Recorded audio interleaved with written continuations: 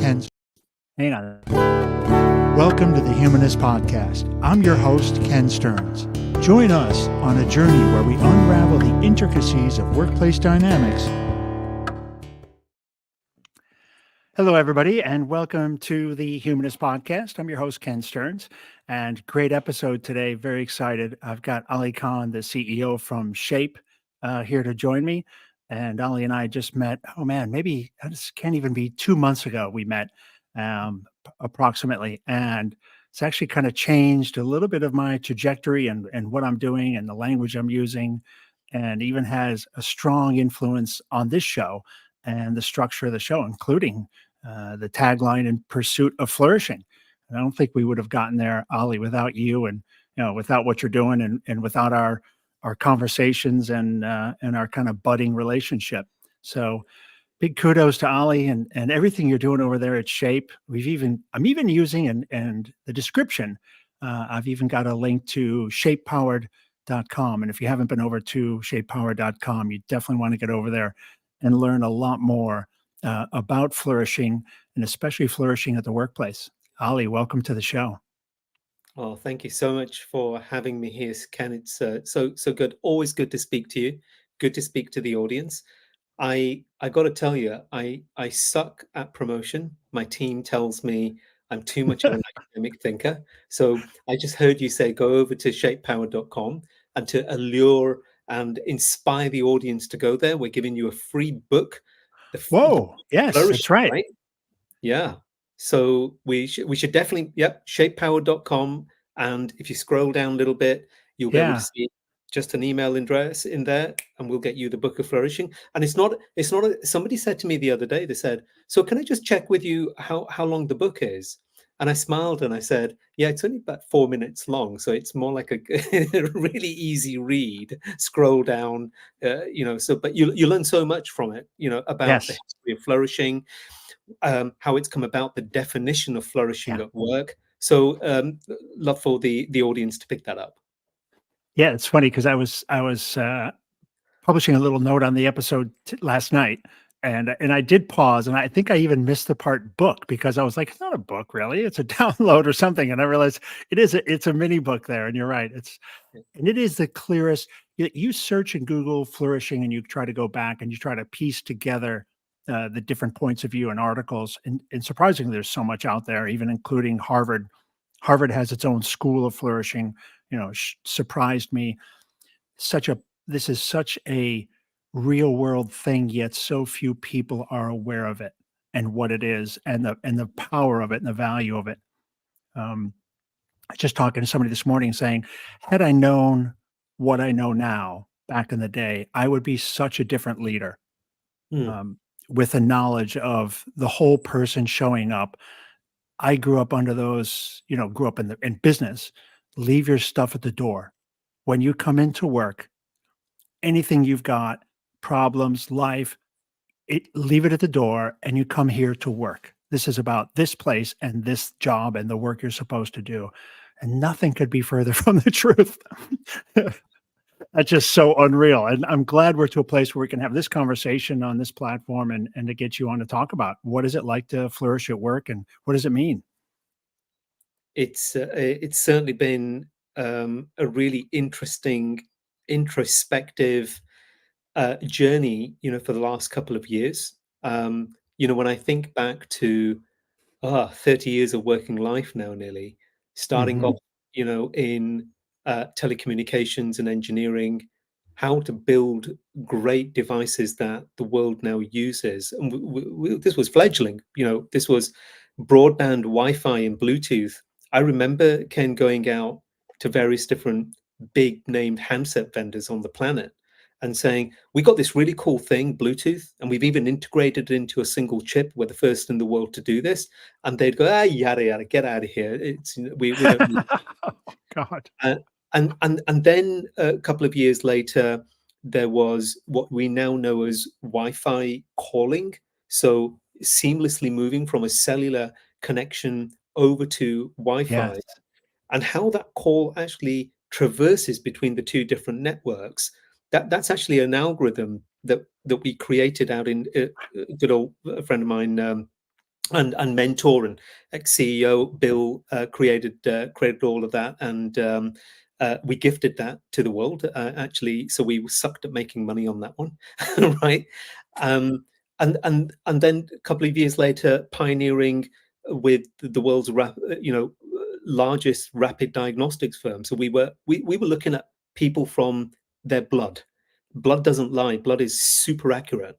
And so the pursuit from there became, how do you help people with that level of quality of data without taking a, Mm. of course, right? So how do you do that from other data, movement data, ambient data? And that's where I came across the idea of, hey, just ask them.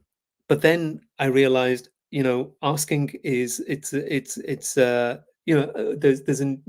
campaign we're doing, and it says on there, um, building and doing surveys isn't rocket science. It's actually harder, right?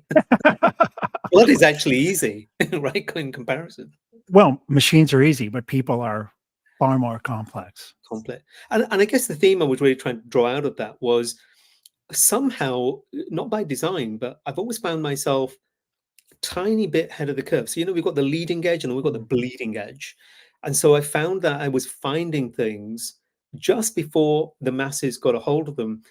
And actually, it's the best kept secret in the world, and it shouldn't be. Is flourishing. Flourishing is this Yes. wonderful, capable thing that, if people understood the power. So I think my job is almost, to evangelize about the power of flourishing. That's all I do nowadays. It is. Maybe describe it, when you kind of came upon it, right? Yeah. As you got to the place where you decided this is the word we're gonna go with this. What was that Um, like with the team? so so Dr. John Lang, my co-founder, business partner, he's based in Sydney, Australia. He is he's just a powerhouse, a fountain of medical science knowledge and statistical science. He's got a PhD in medicine with neuromuscular physiology, undergrad in sports science and statistics. And I learned very quickly, actually, he could quantify what was happening at the atomic level. He knew how to build a model of literally what happens at the glucose 4 receptor, it's called, right down at molecular level. He could build a model and scale that. And there's this amazing capability in terms of scaling. What you learn from scaling is the curves go like this. They're not linear. Ah, You don't go from a cellular structure and grow it en masse and it's identical. Actually, the behavior, the shape, literally at a physiological and a kind of kind of multiple different layers and levels, it's a very, very different curve. So everything has a different pattern, is the way I look at it. And when I started looking at these patterns through bell curves, effectively, you could see the bell curve move to the left or the right based on statistics. And John would walk me through this. Look at the statistics over here. And that's a polynomial. That's actually a sigmoidal curve.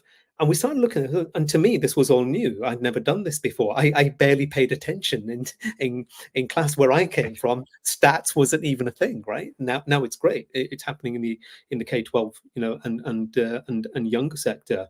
So we'd come across the concept, of using science first.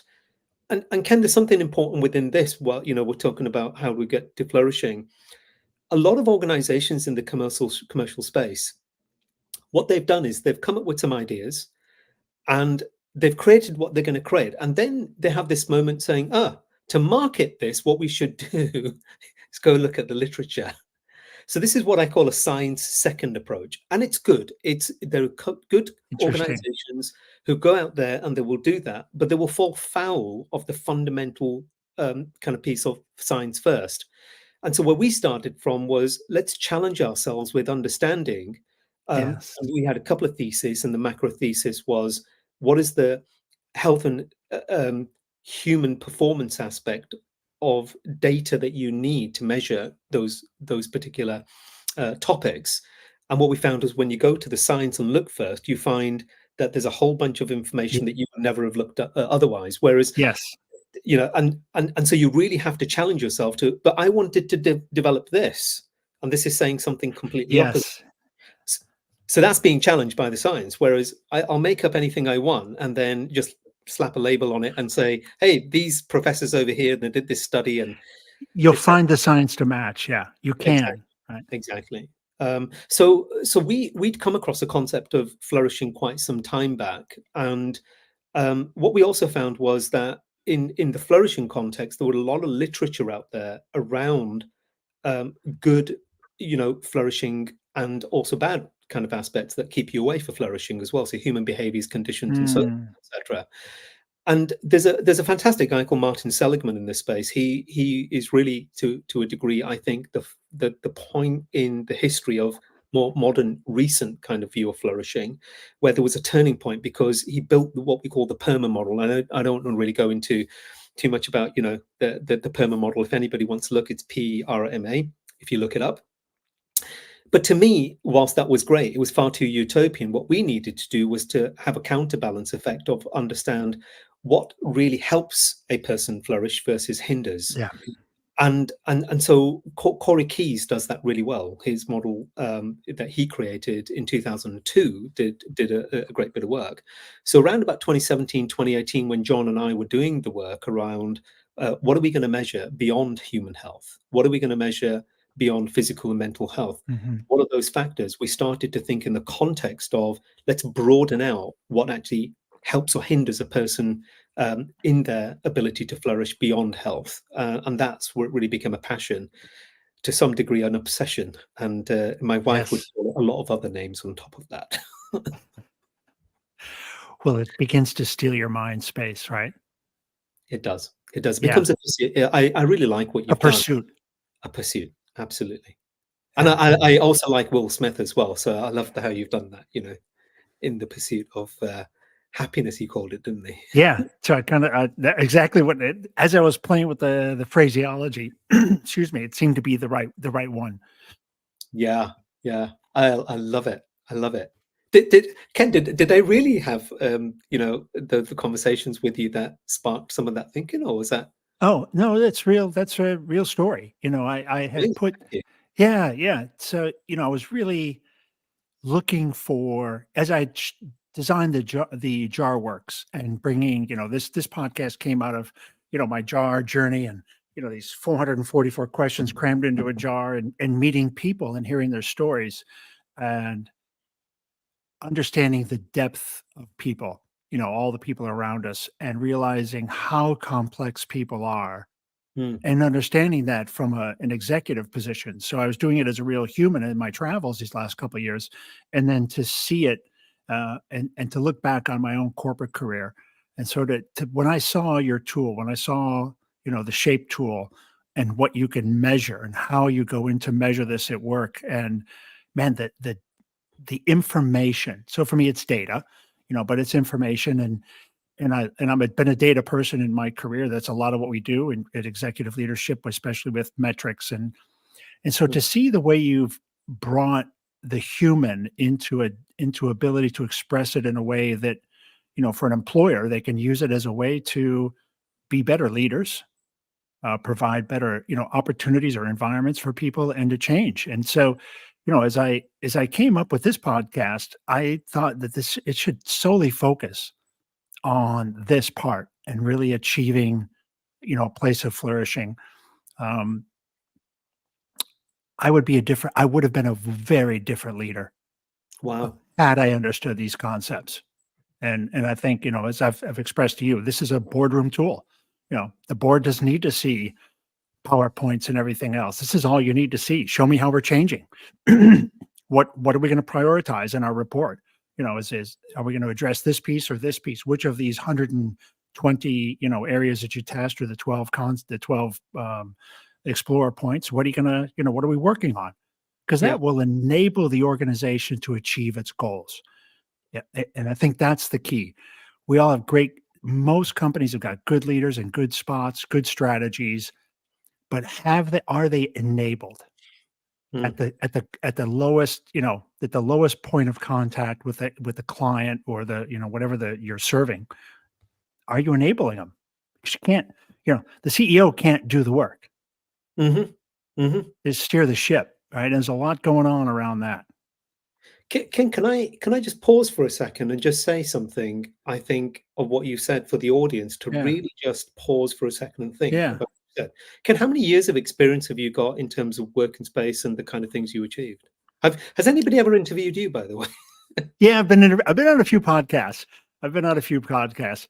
I mean, my first, I'd say my first role, at six, my dad was a very clever guy. A real quick backstory. My dad was a very clever guy, and we had some means growing up, and Mm, so because of that, I felt that I would have a car at 16, based on based on previous examples of my brothers, and I thought, so when I was about 16, I said, Dad, I'm ready for a car, and he said, Sure, let's go down, go find one, and here's your budget. And wow, that was easy. mm, I didn't think it would be that. In my head, it would seem more complicated. And mm, next thing I knew, I had a 71 Mustang, and I mm, couldn't have been happier. And that the Friday at I think it was Friday at breakfast or Friday at dinner, my mm, dad looks over and he goes, "Well, good thing you got the car because I got you a job and you mm, can get there now." So Sunday morning at 7 a.m., show up at the plant, go mm, see Mr. Zale, mm, and Mr. Zale will show you your job. mhm, I thought, sneaky devil.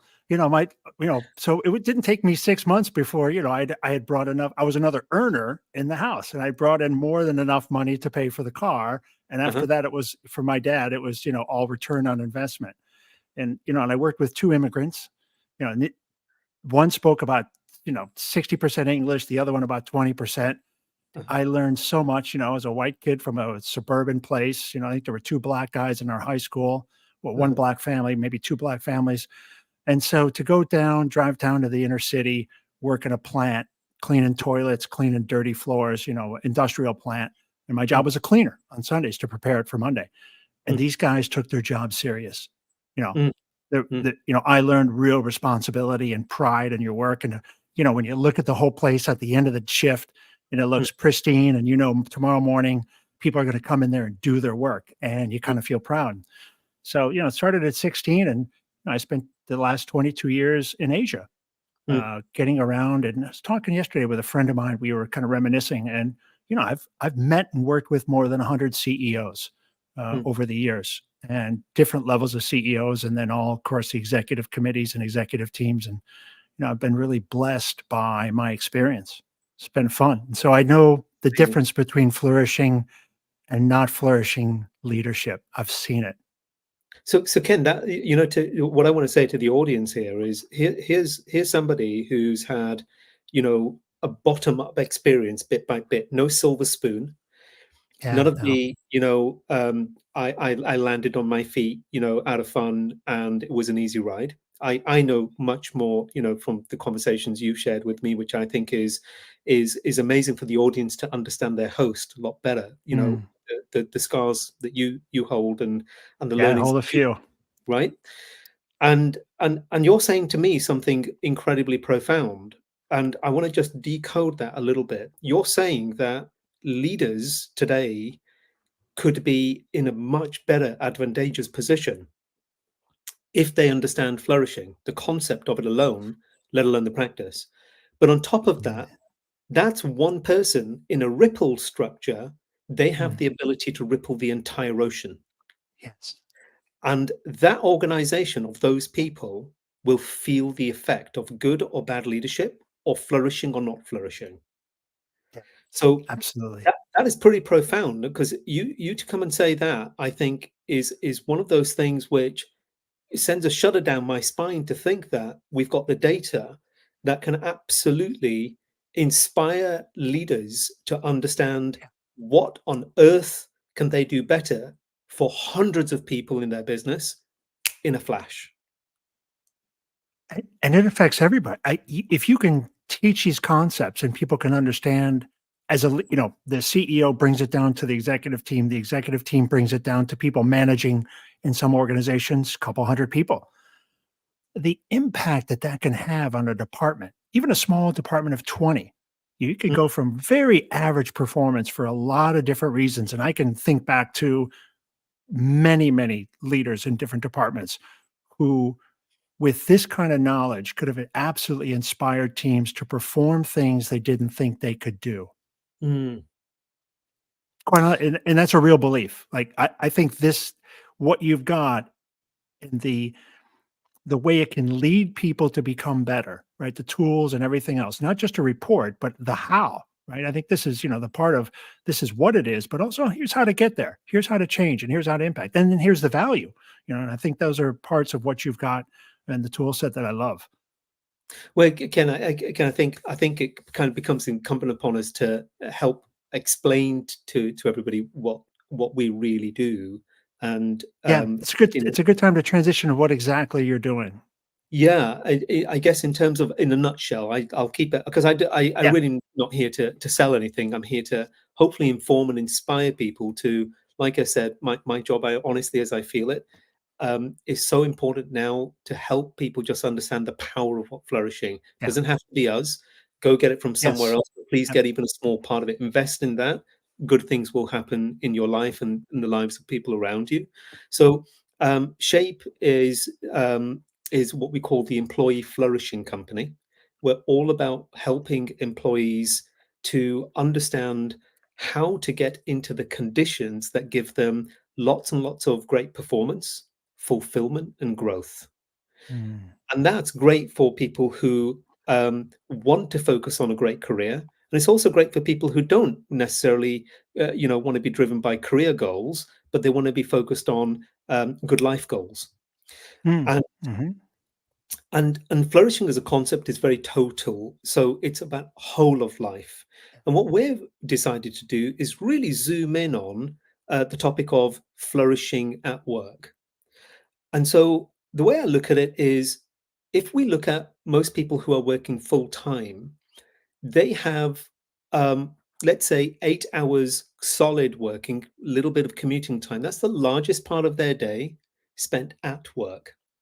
And even when they're not at work, they may be spending time, especially in office desk jobs, etc. Mhm. They may be thinking about work.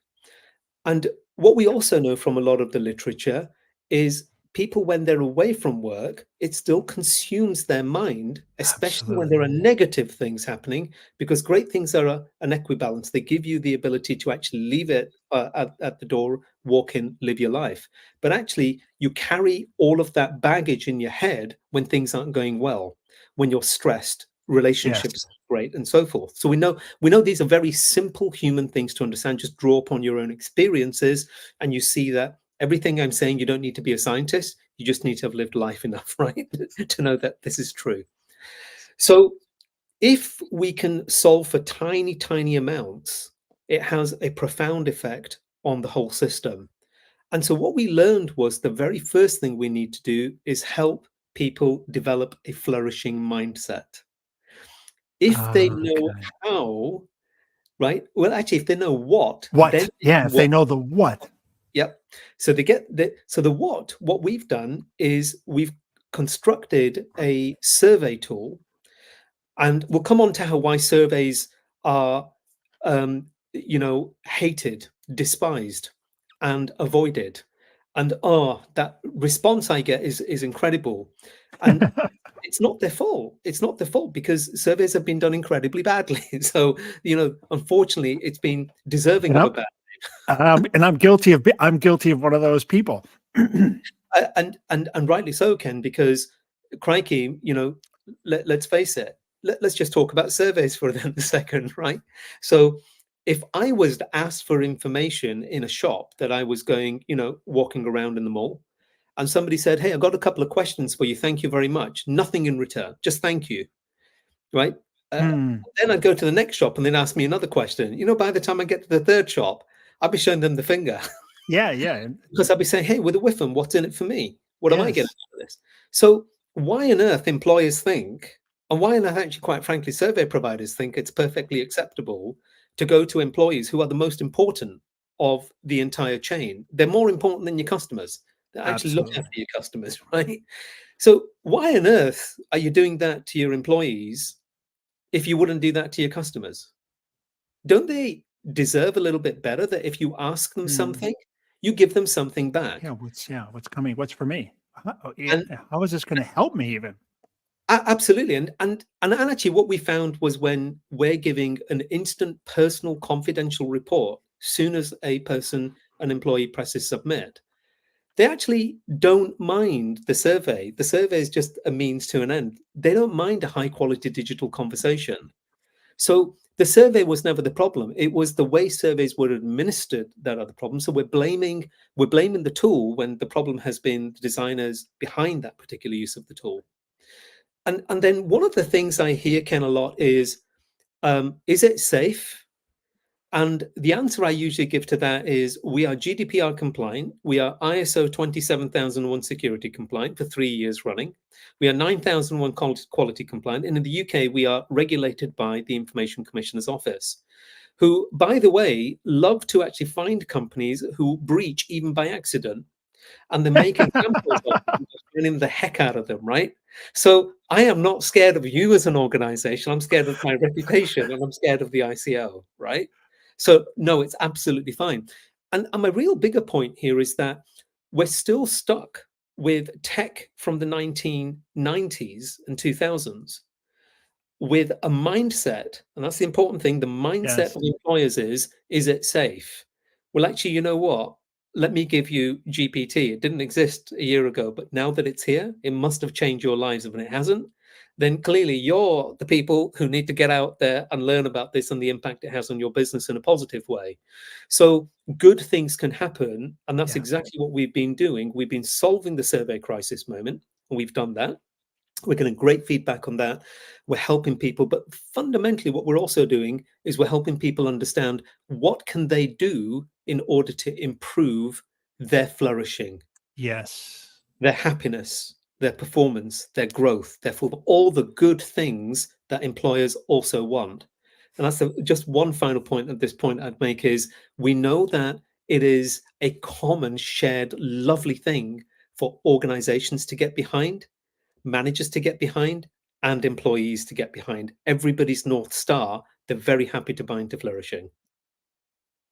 Yeah, it's a common, and it's transparent Mm, as well. I think one of the things that when you were speaking, the first thing that came to mind when you talked about, getting the results, and I look back at so many of the organizations and moments when we took surveys, we spent a good chunk of time trying to figure out how to package, I'll use some air quotes, how to package the answers and what we got from the employees back to the employees. So first off, I've never had an automated response that goes directly back to the person other than "Thank you for completing the survey," mhm, and your boss will no longer harass you to do it. yeah. And so the fact that Shape gives a person an immediate feedback, Mhm, super powerful. So that tells me, oh, I know what I've got, and I can talk to somebody else about what they've got at the water cooler. And then that won't be different than what we're presented from my manager or from the CEO or HR at a town hall. mhm, Is we spend a ton of time looking at the slides for the town hall to tell people this is what you told us. mhm. But actually, it's more this is what we've decided to show you and modify, kind of maybe modify, but this is how we've interpreted what you've told us and how we're going to communicate it back to you. And I think the transparency and the realness of Shape is very powerful. And it's not in a bad way. It's all the way it's done is very positive. Very, very positive. Yeah, thank you, Ken. That took a lot of, um, to have an incredibly honest conversation with somebody in a very Yes. empathetic, a compassionate way is actually, crikey, it was difficult. One Yeah. couple of challenges that we faced. So we're collecting about 150 data points in all of about 25 minutes. The highest, it took us 4 years, nearly 4 years to research all of this information to understand if you were going to go beyond health and human performance as an information data set to understand what heavily links to productivity and performance Mm. prediction. What other data would you be looking for? And that's where we found the dimensions, the topics. We call them Okay. explorers, because that's what we want people to do, is to explore themselves in the context of the topics that we're covering. And so that happens to be job satisfaction, engagement, commitment at work, but also about how you feel about the work that you do with your co-workers and your manager. What's the style that Yeah. you're getting back? We look at the culture of the business that you're experiencing. We look at the physical and the soft work environment. And we also look at the business essentials, without which a handful of factors without which a business isn't a business. So sustainability, shared values, Mm. salaries. These are fundamental tenets of running any business. And so when you measure those, that's one thing. But secondly, the way in which to report this becomes a real challenge. Now, Yes. can you happen to be an employee, for example? You happen to be a manager of a team. You also happen to be an executive of the company. So you remember that molecular structure we talked about? We had to really go back and think about what's the story that we can extract out of that same data set for Ken. The same data set, what's the story for Ken as a manager? And Yes. what's the story for Ken as an executive? And how do we make that sufficiently scalable and accurate? Because remember those curves? Every Oh, single yeah. one of those curves changes. Everything's got its own pattern. It's not all the same. So we had to really torture that data and really get creative. And then I had to draw upon a lot of our experience from working in the medical devices space, where, for example, in oncology, if somebody's got cancer, you are not going to, you will sugarcoat it, but you will tell them they've got cancer. You'll be very, Yes. very compassionate about that. But you won't not tell them. And unfortunately, what survey tools have done is they've fallen into the trap of um, I'm going to tell the the people something, but it better be good news, because then they'll blame me for not having delivered a good solution to them. And It's that's very true. transparency, when you can have Yes. an honest conversation and help people get to a North Star called flourishing, and show them the ROI and the benefit at the person level, to the point every score that we've created, every point, we convert it into time. So Yes. what's I the love payback? this. So that, just that algorithm alone, took us 2.5 years to develop and perfect. So behind the scenes, there's an incredible amount of work we had to do, both at the statistical, the behavioral, the clinical, all of these sciences, but also the creative part. And how the heck do you tell that story to somebody in an honest but transparent yet respectful way? I, we've talked about this before on other conversations, personal conversations, but the the temptation, because if you're a survey company and you're the HR team, ultimately kind of responsible for launching it and rolling it out, and then kind of going to management and having the conversation about what when it's done, this is what we saw and how do we want to communicate this. Boy, there's an awful temptation as a vendor and even as the internal HR Hmm. to really hide from the hard conversations that you see and to discount the data, because in some ways you could take it personally, quite honestly. Mhm, As a department head, you could take some of these responses personally, because it's people are giving you direct feedback mhm, anonymously. And mhm, so, there's an opportunity there for people that, if they're frustrated, to speak their mind. And so, like you said, what you said is exactly true. mhm. There's a chance there where you don't wanna present that data in a negative way, because someone's gonna get blamed possibly, in Well, this environment. Ken, one of the things that we actually do behind the scenes that not a lot of people, will know about. In fact, hardly anybody knows, because what we do is we watch the data coming in, and we're looking at the thresholds all the time of accuracy. And what we've also got, because we started with literature, we know when that particular question, or that cluster of questions was asked. We know what, against the a data set that was being reported in the literature, what expectations we're looking for. Okay, Now, okay. here's a really interesting thing. There's new science being created here, because it's never been done before. Literally, this has never been done before. So even we don't know where some of the predictions are going to lead. But there are other predictions that we find, this falls within the tolerance, and we can see the statistical significance behind this. This is working perfectly fine. Mm-hmm. Now, contrast that to the poor souls in HR of a big organization who have to create the questions. They have to then go and run that survey. They have to chase everybody, Chase, yes. and chase again, and then chase some more. They have to beg, borrow, steal, everything that it takes to get that, the number of people to participate going as high as possible. And then they come back and then they're exhausted. But then they've got to carry up, get their energy again, and they've got to go away and analyze that data. And that takes them more time. And so when I completely can empathize with that, Yep. and I've been using, hopefully you've seen empathy and compassion in a different way, because apparently when you look at the brain scans of people, who have been given images and conversation around drawing out empathy is associated with lighting up parts of the brain that actually causes pain. Compassion is about those parts of the brain that light up when it's about love and support. And there's a word I've come across recently called equanimity, which is all about having a compassionate approach to this, Yep. and cohesion to the way in which you come across these kind of conversations as well. So back on things, Ken. I think that I have a lot of empathy for a lot of people trying Yep. to do surveys without the kind of skills that we've invested in that will go right to PhD level. And if you don't have those, you're only going to get a bland set of responses, Mm. which are going to really just not light anybody's fire.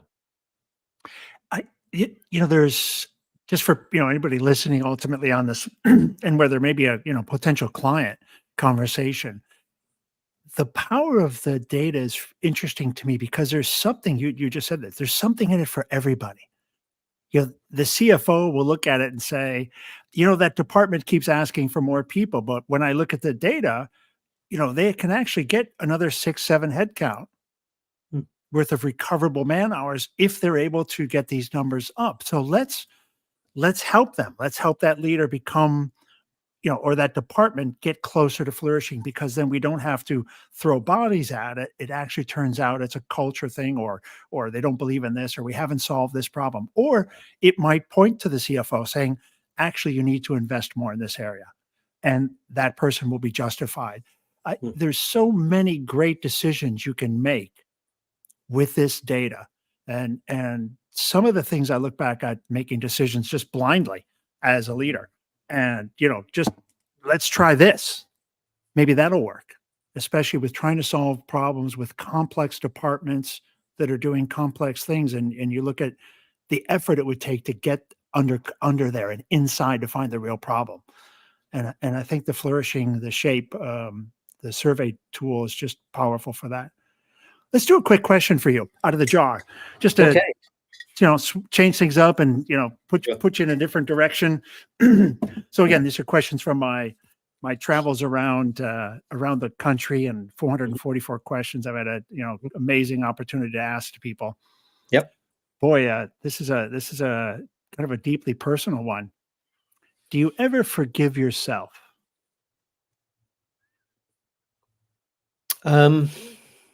Oof. Wow. What a deep question. What a deep question. Um, yes, I do. I do.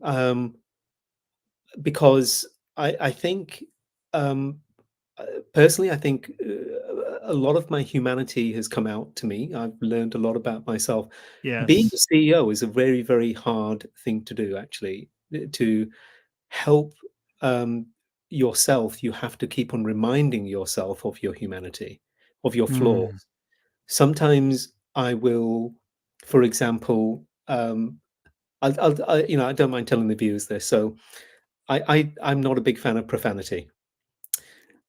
And when I'm talking to the team, sometimes my team, I will go, I won't swear at them. It's always the situation. So I'll go to John, I'll go to my partner afterwards and, hey, John, I feel really bad. I shouldn't have let it go. And he's very encouraging. He says, Ali, sometimes for effect, it helps express the frustrations. That's Yeah. probably not a bad thing, but if you can, you should really absolutely try to avoid it.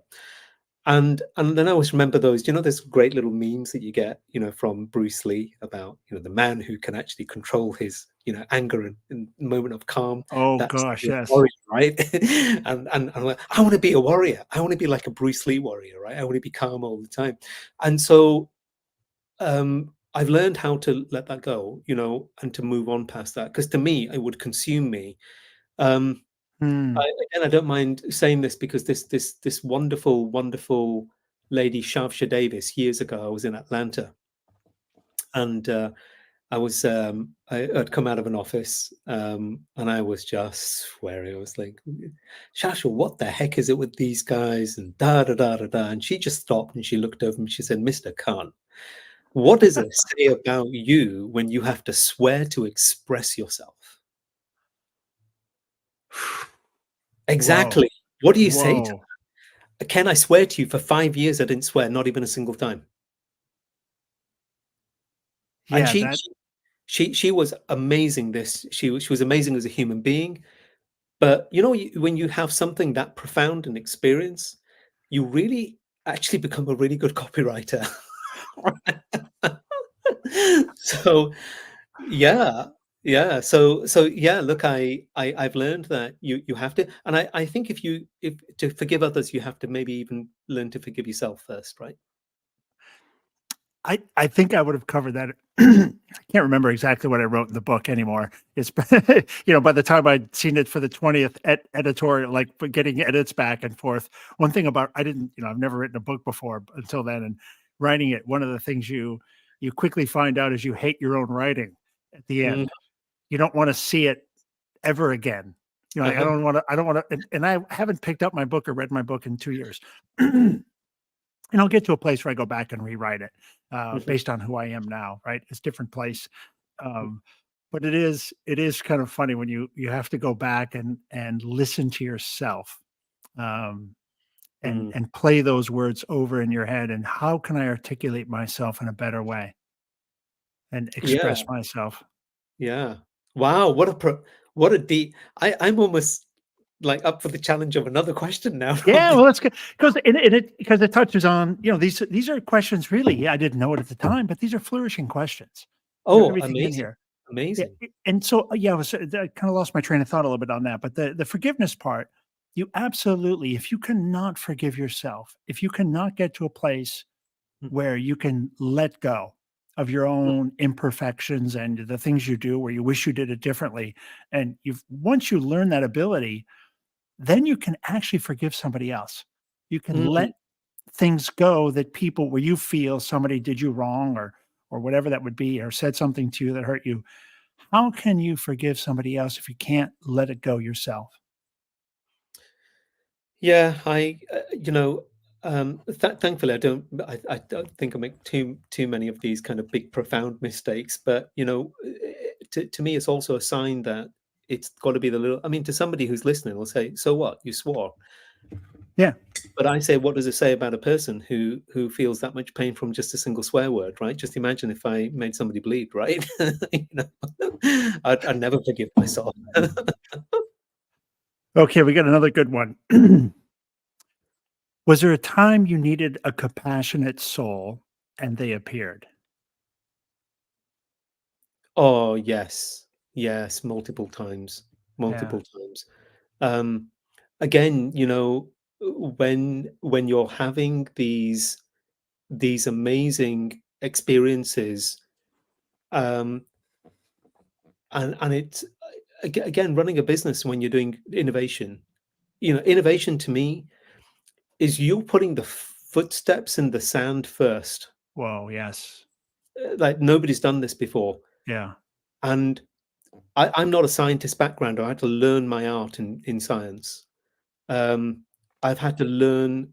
I mean, think about that. I've had to learn my art in science, right? There's a methodology to this, but there's also a style of flair. You can't replicate it. Mm, It's not just pure methodology every time. And if you take that approach, you'll miss looking for the things that are above and beyond us, to think outside the box. Even science needs an artful approach to it. And there are times when you're looking at this and you're the leader and you've got to make a decision on, is this the right thing for the product? And do we really want to take a step above and beyond? And it's in moments like that that I look around and I say, who can I go to get some advice? Because it's scary. It's a big decision.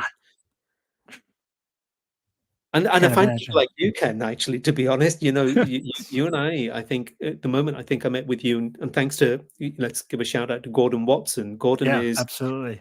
he's such a wonderful, person to chat to about almost anything. I've spent a lot of hours with Gordon. So Gordon Watson is the chairman of AXA Asia. He was the CEO of the CEOs of the Yes. countries. And he's done some incredibly wacky, off the wall things, as we all know, and that's a source of inspiration. So I think the people at the right time, sometimes you have to go, they don't fall in your lap. You have to go looking for them. But sometimes you go look back and you go, how did that happen? Where I had this issue and then this solution came along because that person just happened to have a conversation with me. So it's about bravery, I guess, as well, about showing vulnerability and saying, I don't know the answer to this, but how do I figure that out? And what options do I have? And can I bounce that off you? It's so powerful to do things like that. It's very lonely without it. I think these people, my own kind of version of this is they do appear. Mm, They're there, but they also seem to appear. I don't know if that's the right way to say it, but you've mm, collected them along the way. So I think the answer for everybody, maybe in the audience, in some, kind of a global answer, as you go through life, you have those experiences and you meet those people, and there's people around, they're there for you. So when you need that compassion and soul, I think you just need to reach out because that person is around you. mm, And when you were describing that walking on the beach, I have one photograph I took where it's just me, my footprints, and just taking these footprints back on an empty beach. Just the footprints, and there's nothing, just waves and a beach, and beyond that, it's just a curvy, mm. foggy, out of resolution. But the footprints are there, and man, must have been some moments when you were literally couldn't see another human behind you, and Wow. because Yeah, some of the stuff you're doing is out there and to pull it yeah. together to an articulate way, to pull it Yeah. together in the way that you've pulled it together is really art. I think Thank you've you. taken the science and put the art behind it. And it's a beautiful product, if you Thank will, you. right in the end. Um, and it's such a great tool for people. Uh, the evangelist part of me, I've got that evangelist spirit, and I'm certainly an evangelist for flourishing. And then the way to flourishing in corporate is for sure the shape tool, 100%.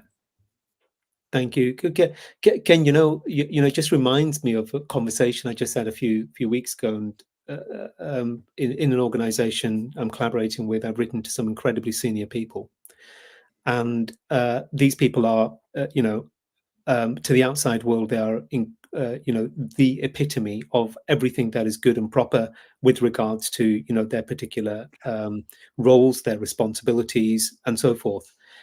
And I want to give an example of something that I've experienced personally. And you know, being a CEO of an organization is actually quite an interesting affair. But when you go and actually collaborate with people at the ground level, you get a different kind of experience. So it's great, Yes. to have that grounded experience regularly, again and again and again, to keep you connected to the reality of what your tools Yes. are trying to achieve. And I was speaking to a colleague of mine, and I said, I'm not getting a response from these guys. These guys are incredibly senior people. I get it, they're busy, but why am I not even getting an acknowledgement that this is a great idea? Thank you for trying to do us a favor, blah blah blah. I'm not Yeah. even selling them something. I'm offering them something, right? So right. And he said, oh, that's just normal. He said, don't you think that's just normal? 2-3 weeks, don't get a response. And I said, okay, let me give you the other side, the flourishing side of the story now, right? Let's look through the lens of flourishing. So let's just say I'm a normal employee working in an organization. I had a great spark of an idea. So I've gone really enthusiastically and written, I spent time thinking it through. How am I going to position that? Written an email with the hope that somebody's going to, well, that person's going to come back and say, wow, this is a great idea. Can't do anything about it, but thank you so much for Yeah. trying, right? So I said, here's what happens. My enthusiasm level's over here. My expectation level might not match that. It might be down here, right? But effectively, it starts here. And bit by bit, day by day, it wanes. And then, depending on my personal traits, I might be the bitchy moany person, because that's what we do when we don't get our way at work, right? You know, those Yes, rules that people have, absolutely. and those water cooler, 95% of those water cooler moments are actually just people moaning, right? You know, I loved it during COVID. So we need water cooler moments. And I was saying to people, what the freaking heck do you think people do at the water cooler, right? What do you need water cooler? More moaning, right? And so so you go and tell another person, they have the feeling, well done, you just actually created a deficit in somebody else's flourishing. And the longer you have, so the X and Y is basically time and flourishing, and all the underlying factors like enthusiasm and adaptability and the drive, all of those things are waning at the same time as well. So yeah, that's the impact of not getting a single email in response to a person, and that will erode the flourishing Oh, mindset like a toxic cancer will. So just something simple as that. And he was quite wild. He said, that's an interesting way of looking at it. And I said, so if that's normal, we should make it abnormal. people want to be heard. I mean, this is one of the things that I think the last 2 years have my one of my takeaways. People want to be heard, and your description there is they're not heard, and that knock on effect is massive. Like you said, it's not just that person, right? It's It everybody that'll listen to them about we're all how part of, we're all we part of know it. we have a problem. Everybody talks about the problem on the production line. I've sent an email to my boss. Or my boss's boss. I've talked to them. I've explained A, B, C, and nothing. So Mhm. they don't care. Why should I care? And then even then, I'm not even going to try. I'm going to try 80% now. Before I was 100%. Now, nobody cares. Ken, Oof, that's a really good point. That super cancer. just on that you just reminded me. So we're actually looking at some data with regards to just that. Um, we're simulating actually a production environment in manufacturing. There's an organization we're talking to. They've got a couple Oh, of percent great. real case in point. And what we did was we did a very, very quick calculation. And the calculation came to, for each person that you're losing on average, it's about 30 to 35,000 pounds worth of cost to find and replace another a losing Yes. employee, right? So Yeah. we know for this particular organization, it's about £700,000 with the size of organization, the number of people being lost, and so that's just one part. And then we've got the on cost, and we've got all of the other kind of attributable issues that they have to pick up as a result. In total for that organization, it's a £1 to £1.5 million problem, basically, right? So you look at it from that perspective, that's sizable. Just losing a handful of people, it has an effect. And then we talk about the science of loss, for example. So loss is quite interesting. How do you feel when you lose somebody in real life in death, right? It's a very empty feeling. Well, guess what? For some people, colleagues, that person who was walking in like a ray of sunshine has just gone. That for them is untenable. They might not want to be there anymore. And Yes. certainly if they do want to be there because it's a job and it pays and they've got no choice, guess what? They're not going to be as enthusiastic as they were before. So we Yeah. know, these enthusiastic and great environments and conditions we have drive those positive behaviors. So again, every which way we look at it, my request would be to people, those hunches that you have around that this is what would happen. Think of it in the context of flourishing. What you'll find is actually that is the science of flourishing. Human nature, how they behave, those observations you're making. Yeah. Well, imagine being able to now put a number on it. Imagine being able to put a number on it. And what we've done is we're talking to that organization, and back to your point, guess what we were able to show them? It's the managers that the people have got the problem with. And they even say it on this website, review website about their employer. They say, we actually, good company, great workplace, shame about the managers. Oh, brutal. And here's the thing: we're talking to a lovely client of ours in the Australian market, and the MD there said, she said, this is really interesting. We kind of knew this, and I said, oh, but don't you think, right, when you kind of knew this, if you were making decisions on what you kind of knew versus what you know now, well, that's the difference shapers, that right there. And if I kind of know, my my aggression to Mm, solve it, mhm, my aggression level is going to be a 3 or a 4 mm, because I don't want to make a mistake. And I want to mhm. go in that direction, validate it, go a little bit further. If I have the data and it's coming from the ground up, I'm at level 10, Absolutely, it's all. right? I'm Ken, all you're in to fix that. so true. Your resolve to want to be able to, really good point. Really, Conviction. Yeah. Yeah, conviction. your conviction to move, right? Because it's so murky at the top. You Ju- you know, it's murky. Ken, so here's how organizations measure. I'll give you another example, right? So, along the way, we discovered, I mean, I'm not an expert in this until we came across the issues, and then we really dug deep. And there is a great tool from one of the top three, right? The big four, the top three, and all of that kind of stuff. And they've got a wonderful tool. It actually is pretty cool. There's only one big flaw with it. They only go and ask the management team at the top.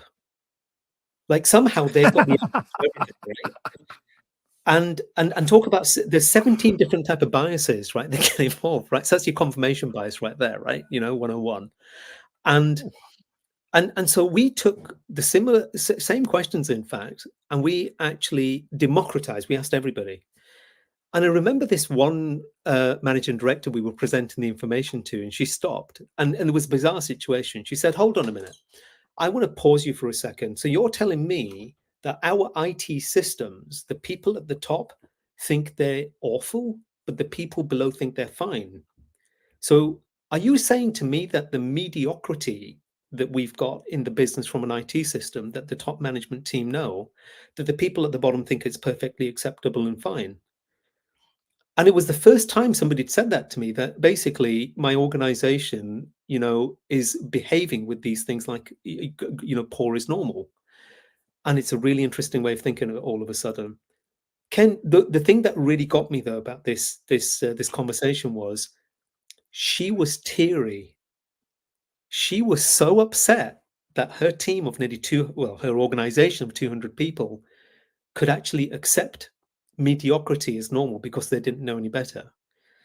And so I remember these words. She said to me, she said, you know, I got to fix this, right? But Yeah. you're really saying to me that these people, will react to a better IT system?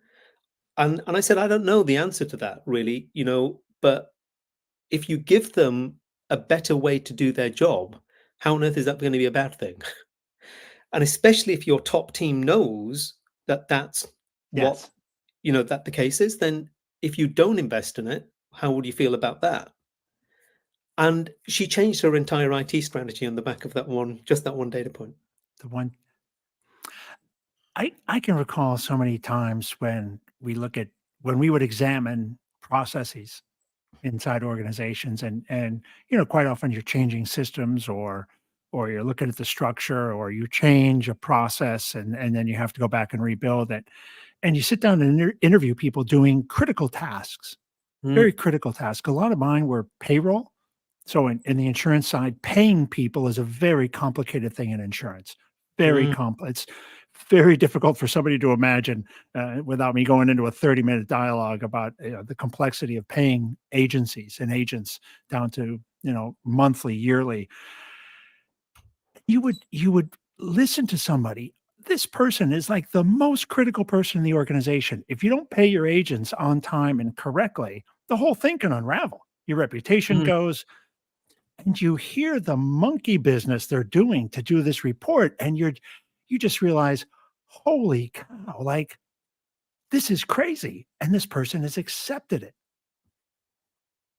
They're Yeah, like, that's the way it is. That's how I have to do the job. And you're thinking, no, you don't. Like, we could do this better. So it is I real. People find a way to do the work and they accept it. Even though the leaders may know there's obviously going to be a much better way. I think somebody said this really well. It's the eight most, I think it's 7 or 8 most destructive words in a business for progressiveness, right? It's just the way The we way do it- it here. and I just you would sometimes this last one I looked back and I just was mortified that this was the system that was a lot of which the company reputation not only but it was one of the critical pieces to the puzzle, and Hmm. these ladies were heroes. That they Yeah, were getting it done every week. Heroes.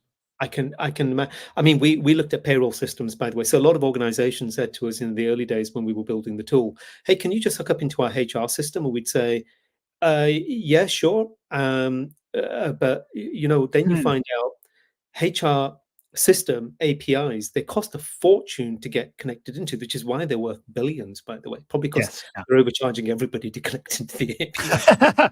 Yeah. And Workday. yeah, just one of them, right?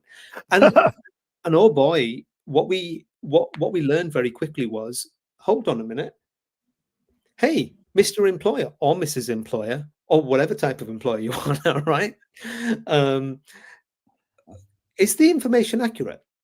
Would you say that your organizational chart is up to date and we can absolutely make predictions on the back of that? And then they'd go, oh, and no. And are there people in the system who shouldn't be there? Do they have the right email addresses? Do they have the right titles? Because of course, Ken, as you know, inside our system, we've got one of the fastest ways in the world to build an organizational chart with mathematical accuracy based on the people's perspective, based Yeah. on the respondent's perspective. So it's super powerful, highly accurate information. And what we learned, we had to do all of that because the only information system that is absolutely managed down to a T is actually the payroll system. Yes. And they won't allow you to plug into that so easily. But that is because nobody wants to be taking money out of the system, that they watch like a hawk. Everything else is like, we'll get to it. HR will administrate it. And Yeah. They'll piece it together. Yeah. yeah, and so that's why what gave us the impetus, and that took us another year and a half to build this incredible tool called Your Network that is nestled within the survey tool to ask who do you work for and who works for you. And as a result, we can build this amazing scaled, and it goes into ad infinitum actually in theory, that you can really map the entire organization from our data set as well. Now that's going to be interesting to look at how to study the clusters, in multitude of different ways. What correlations are we seeing? What Mhm. moves and here's my fascinating, or as my team calls it, my obsession nowadays, what information or factors or drivers can we look at that you would never otherwise have looked at in order to move this score over here? Oh, So, for example, hey, if I wanted to actually improve my mental health, typically what you're doing is you're asking a whole bunch of questions just about mental health. But we've got a whole treasure trove of information about the work environment. We've got a whole yes. treasure trove of information about culture.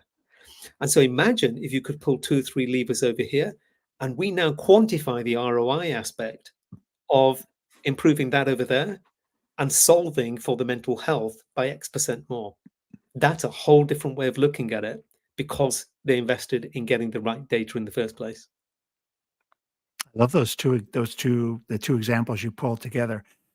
Um, I'm working on my speaker business, my profile as a speaker, and start becoming a public speaker. And I was on a call this morning with a lady who's in charge of kind of onboarding me into this program. And she said, "Who's your audience? What do you want to speak to? What are you passionate about? What's the message you want to get out?" And we talked for a bit. And I said, "Well, I'm a little bit confused because I've got this leadership role. I've got all this leadership experience, but I've also got this incredible empathy and this humanity and this flourishing thing going on and mental health." Hmm. She paused for a minute and she said, "Well, why can't you put those together?" Hmm. And I said, "Because the two biggest speaker topics this year by Hmm. survey is going to be mental health and leadership. DE and I is number two, but those I can't really speak to that. But the other two are right in my wheelhouse." And I'm like, I'm a little confused. And she said, "Why can't you put them together?" And then she began to describe flourishing. Wonderful. And I was just like, holy cow, she's like an angel, because she's just given me the clarity that I needed. And she doesn't even know me really. We're just getting to know each other. And she just described flourishing. And I just thought, I'm on a call with Holly a little bit later. This is crazy. Um, so it's a really wonderful moment to realize that those two are together. Y- Good mental stability and work, and there can be a balance. when it's wonderful that you're doing that, Ken, and I'd love to share some data with you that contributes to the listeners that Mm. really understand the power of what flourishing can do. So we've started actually publishing new insights for the first time. This is the world's first time we're bringing any of this kind of quality of data together.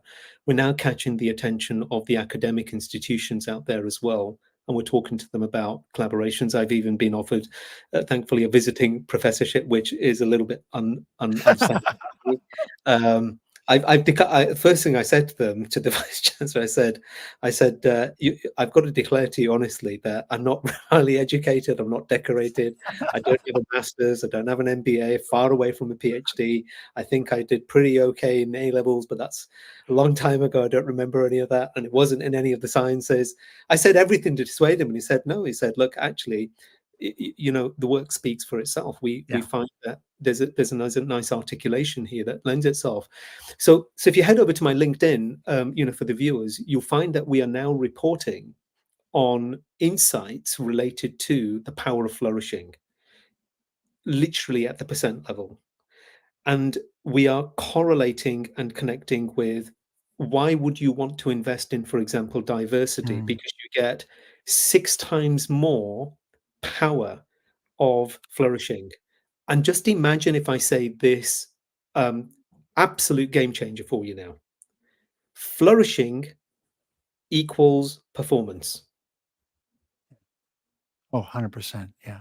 You would absolutely not, you would want to chase flourishing down. Well, that's what we're finding in our data. Flourishing and performance, they go together. You get those right, there's a small lag, but productivity comes along.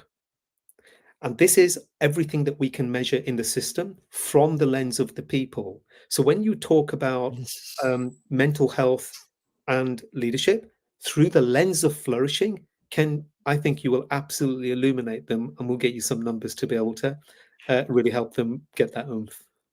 I it's funny, I was just sitting in I love taking baths because a bath, I don't know, there's something about that for me where it's just such a meditative moment where I can clear my mind becomes so clear. I Hmm. was thinking last night, how do I get on the stage? I want to, I'm trying to imagining how do I get into the topics? What's that? What's that thing I want to shock the audience with? Mm. To get them to sit up and put the iPhone down and to go, okay, whoa, what that? Okay, I want to hear what he's got to say. So those are the kind of numbers, those are the stats, those are the things I think can wake an audience up, things they don't know and things that, or they do know, but they haven't Mm. quantified or to being able to articulate it. Like you said, we always suspected that, but now he's going to tell me why I'm right, why Yeah, I was smart, why I didn't know that. How about a final question from the jar, and then maybe a little wrap up from you? sure. This has been a fun hour. Absolutely, I Um, really enjoyed it, and it's different. very, I feel like I've got to get me a jar. In the back of my mind, I was thinking, I got to go to a couple of retailers I know and say, I'm going to leave a jar with you. Get people to put some questions in here. ooh. I've come up with the idea. I'll do this year. I don't know how quickly I can get to it, but we're going to come up with a jar journal, Oh wow. and it'll be a question for every day. Hmm. And so basically you can, over 4 or 5 years, you can journal every day, your answer to these questions, and then revisit the questions year by year Hey, you and know see what? how. Gordon would love that. Gordon would love. You should give that to Gordon. Give him an app where he can it, introspectively answer. He would just it, spread it an, out. an app might be the easiest way to do it. And that might be the easiest way, but I'm a physical guy.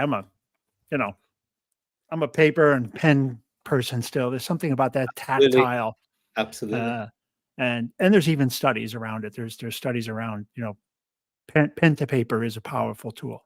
Hmm. Okay, a nice soft one on your way out. Couple things on your bucket list. Oh, okay. I still got a couple of countries to go to. Um, Okay. so I'm fairly well traveled. I've had Yeah, you're I've had you amazing privilege of companies wanting to get me out to them or get me out to solve problems, over the last number of years. So I've been able to jump on a flight and visit a lot of different places. Must be like 45 something countries or so wow. forth. I Wow. one day thought I'm going to get, like, how you go into some people's houses, they've got the big map, and some of them are really funky. You actually go into the toilet and then you don't want to leave because you're looking at this map. And so I've had this fantasy, I'm going to get this map one day, and this has been my fantasy for 15 years. I've just not got round to it. Although if you find me on Facebook, you know what's interesting. A couple of years ago, my children, when they were a lot younger, they would say, "Hey, Dad, where's Daddy going?" And so I thought about this. So what I did was I went on Facebook, and Facebook has got this brilliant check-in function. Uh, Yes, yes. so I used for Facebook for almost nothing but just going around to check in so the kids can follow me. Ah, daddy's over here. And it's just insane. There were some weeks where he's in Dallas. Oh no, he's in Hong Kong. No, no, he's gone to Taiwan. So I managed to get to Japan, which was on my bucket list for the Oh, first yeah. time a year ago, December. So in 2022, December. That was amazing. So countries are definitely on the list. And there are some highly personal ones that I've still got to do. So I'll give you an example of something on my bucket list, which is academically, I think, incredibly challenging. But when I came across the recordings and the poetry and the works of a great Muslim Sufi poet called Rumi, Rumi, Oh, yeah, yeah, yeah. and he's become quite world famous for his translations into multiple languages, and within that, both overtly and subvertly, there is an order of fundamentally spirituality. And because I measure things that are intangible, I actually started penning a couple of years ago this idea: can we model and measure spirituality? And Ken, I think I can do it. And I think I can score it as well. And then we can guide, once you know where you are, that means you can actually threshold it I and I start like to it. sort and so forth. So that's one of my biggest goals and challenges, and it's been on my bucket list for years. So hopefully one day when shape is, Yeah, uh, settled, or I don't know, this is a baby I want to keep for a while, right? I want to grow, grow a bit you're with gonna it. grow with this for a while. I might move to measuring spirituality. Khalil Gibran was one of the poets I think he's a Muslim. Mm, I can't remember. I was just looking him up. all right. Lebanese American. So I don't know what the spirituality would have been, but boy, I don't know if you've ever looked at his stuff, but boy, the Very deep. poetry's Very very deep. deep. It's bullion, right? Mm, it's one sentence, but there's a lot in that one sentence, and then two sentences together, even more powerful. I absolutely. really loved his one on love. I thought he articulated that so well. I've got that book somewhere. Any kind of thoughts on any message you want to send to, prospects, people listening to that are kind of curious, that are doing something, maybe not happy with what they're doing, or maybe you've never done a survey and, they're thinking about why and how, maybe how. Oh, super easy. If you go to the website, you'll be able to see there in terms of how to understand it. We give all the support that's necessary. In the age of artificial intelligence, I'm glad to report there's plenty of human intelligence around, right? Uh, Yes. and I'm glad to say that we've actually worked really, really hard to help um, organizations of all sizes. We want to work with everybody because that's what's going to empower Mm. our understanding that we can then circulate back. And there's a paper, uh, Ken, that I've written for internal consumption for my team, and it's number 8. And right at the heart of it, right in the middle of it, is data. And what the data does, it helps power the product capability. And here it helps power the news and marketing and sales and communication capability, expressing to the world the Mm. power of what flourishing can do. And so what we've got is we've got this strategy that is just very simply, it's an infinite loop basically. And I've never seen it anywhere else. I'm not the biggest reader, and I don't really, read books too much, but to me, this made a lot of sense. So that's how I think people, I would say to the audience, that's how you want to run your business. You want to run it on data. But if Yes. you have Agree. any kind of data, ask yourself about, if my people were in a better place, what what more could they be enabled to help with? Yeah. And and that's all we've tried to do, is find a very human interaction where we can enable and empower people to do what they want to do and be happy, to help the managers of teams get the support they need, but Mhm. based on real knowledge and confidence and conviction that they can move forward with making changes, and to help organizations. And the truth is, the leadership, it's incredibly difficult for them. When you really listen to them, as much as you and I have been doing, they don't really know. They there's a lot they think they know, and there's a lot they think they don't know. But the smart ones I know are the ones who are open to trying something new. So, you know, I would say be brave, trying Yes. something else. Don't keep the same car forever, then don't keep the same survey forever. We've got something for you to try. Sure. Try it in a small amount. Don't try it in a large amount. Taste it. And if you like it, then you can take the next Can brave step. expand it. Exactly. So the number 8 is quite powerful number. And, Mm, some of the history, right? The numerology behind it is it's also above and below. mm, So is it above, so is it below. So mhm. the number 8 itself is kind of interesting. And if you put it on its side, it's what you described as the infinite loop, right? Infinity. Yep, So the shape the shape of the 8 yep. is a very powerful shape, and the history behind the number is quite interesting. What you can do with it. So I love that you're using that for your a diagram to lead. Yeah, Ken, what's interesting here is there's a philosophy why it's innate and not on its side, because when only bizarrely, because I really sat down and thought about this at the time. Actually, I remember, I I'm you know, sure. I didn't want things to come that they're kind of equirated or equibalanced. Not at all. What I was looking for was that product is consumed by the customer. Let the customer guide the communication. So it's what naturally falls down and makes it past the hourglass, was the Uh, idea. It doesn't yes. Yeah, fly. yeah. That will then accumulate, and that one accumulating and rising up becomes that sound that helps leaders be informed, managers get informed, and so forth. So that's what we wanted to communicate to the world, is just high quality information, and actually filter out the stuff that they don't need to spend Right. time listening to.